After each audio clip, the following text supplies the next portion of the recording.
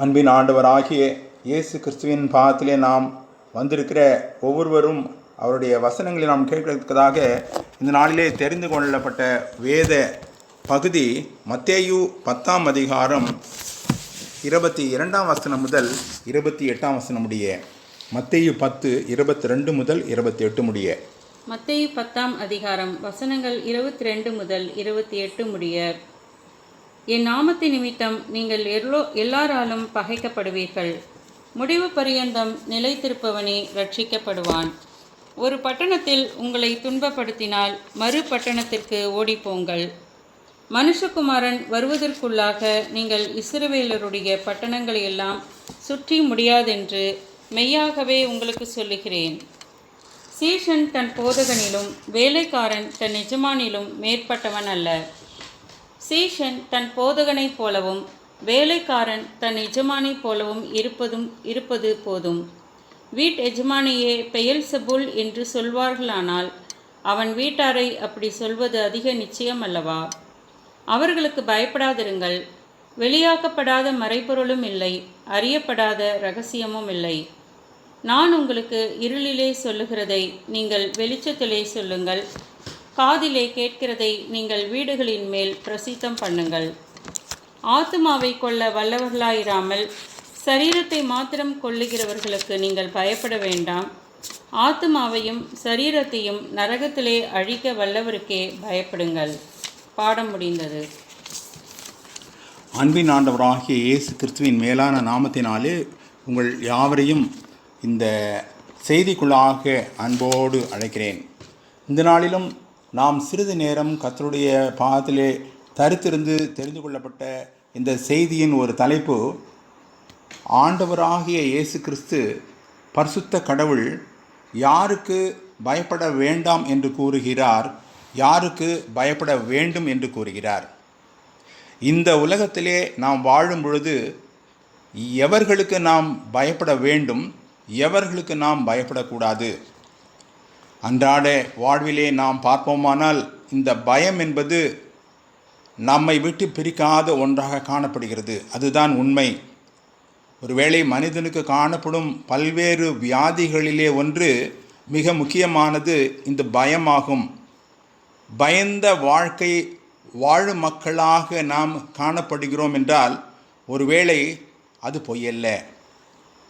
ஆனால் வேதத்திலே நாம் இதை குறித்து நாம் பார்க்கும் பொழுது வேதம் மிக திட்டவட்டமாக கூறுகிறது. கடவுளுக்கு நாம் பயப்பட வேண்டும் என்பதை குறித்து அநேக இடங்களிலே காணலாம். கடவுளுக்கு பயந்த மக்கள் மற்றவைகளுக்கு பயப்பட தேவையில்லை. முதலாவதாக இந்த கர்த்தருக்கு பயப்படுதல் என்பதை குறித்து வேதம் என்ன சொல்லுகிறது? நீதிமொழிகள் 14:27 இவ்விதமாக கூறப்பட்டுள்ளது, கர்த்தருக்கு பயப்படும் பயம் ஜீவ ஊற்று.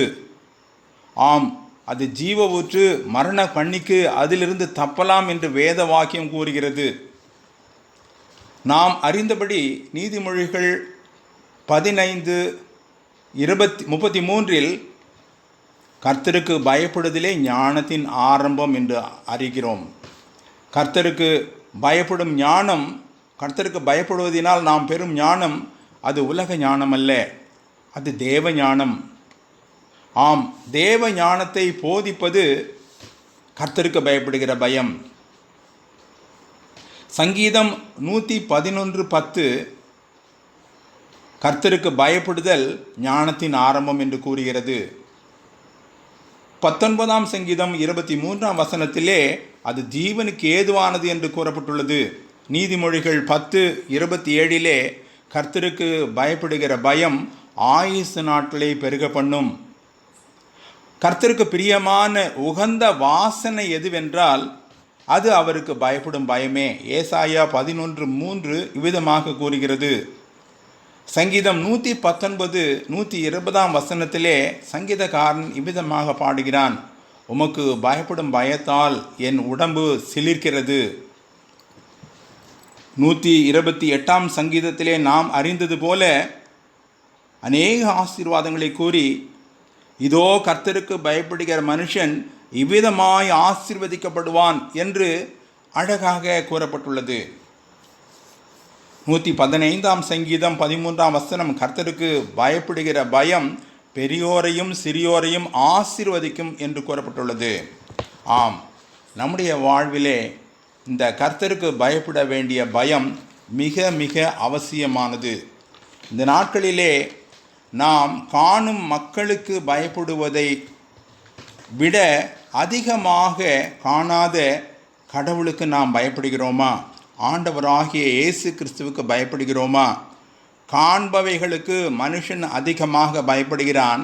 காணாதவைகளை குறித்து கவலையற்று பயமற்று அதை குறித்து அசட்டை செய்யும் நிலையிலே வாழ்ந்து கொண்டிருக்கிறான் என்றால் அதுதான் உண்மை.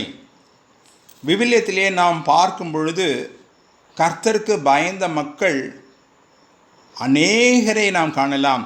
ஒவ்வொரு கடவுளின் பிள்ளையும் கர்த்தருக்கு பயந்த பிள்ளையாகவே காணப்படுகிறார்கள். ஆபிரகாமை குறித்து நாம் பார்ப்போமானால் அவனுக்கு பயப்படாதே என்று தான் கூறப்பட்டுள்ளது. நீ பயப்படாதே, நான் உனக்கு கேடகமும் மகா பெரிய பெலனுமாயிருக்கிறேன். 15 அதிகாரம் ஆதியாகமம் 1 தான் இதை கூறுகிறது. அவரால் அழைக்கப்பட்ட அந்த அருமையான அவருடைய தாசனை பார்த்து பரிசுத்த கடவுள் கூறுகிறார், பயப்படாதே, நீ பயப்படாதே.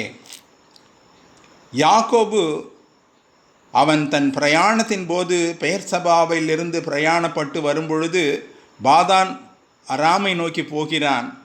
நடுவிலே அந்த லூஸ் என்ற ஒரு இடத்திலே தங்குகிறான். அந்த சொப்பனம் நாம் அறிந்ததே. அவன் அந்த சொப்பனத்திலிருந்து விழித்து கூறுகிறான். அவன் பயந்து நடுங்கி, இது தேவனுடைய வீடு, இது வானத்தின் வாசல் என்று கூறுகிறான். பெத்தேல் என்ற பெயரை அந்த இடத்திற்கு தரித்தான். ஆண்டவருக்கு பயந்த பிள்ளைகளை அவர் ஆசீர்வதிக்கிறார்.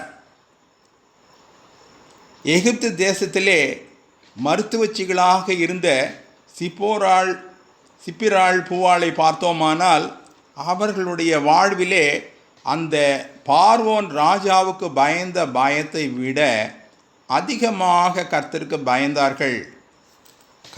பயந்தார்கள். உலக பிரகாரமான ராஜாவுக்கு பயப்படவில்லை. ஆகவே கர்த்தர் அவர்களையும் அவர்கள் குடும்பத்தாரையும் ஆசீர்வதித்தார் என்று திட்டவட்டமாக கூறுகிறார்.